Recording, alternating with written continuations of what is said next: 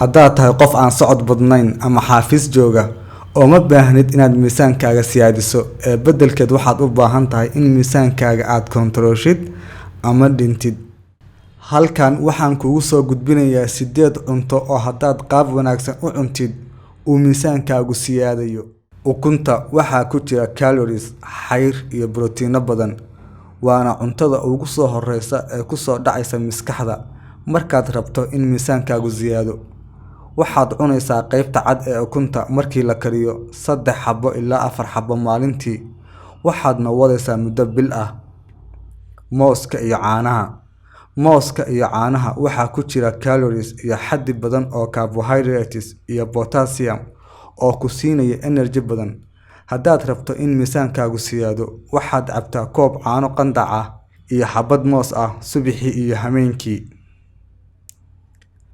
Cambe iyo caanaha. Cun 1 xabo oo cambe ah 3 jeer maalintii, kadibna ka daba cab koob caano qandac ah. Sabiibka iyo fiiga. Tiinka iyo sabiibka waxay siyaadiyaan miisaanka in ka badan cuntooyinka kale. Waxaad biyo ku dhigaysaa habeenkii miro tiin ah iyo 45 garaam oo sabiib ah, kadibna isticmaal maalmaha xiga. Waxaad arkaysaa natiijo muddo 20 cisho gudahood ah. Subagga. Subaggu waa il muhiim ah ee xayrta nooca saturated iyo calories badan, sidaasna uu miisaankaagu ku siyaadayo.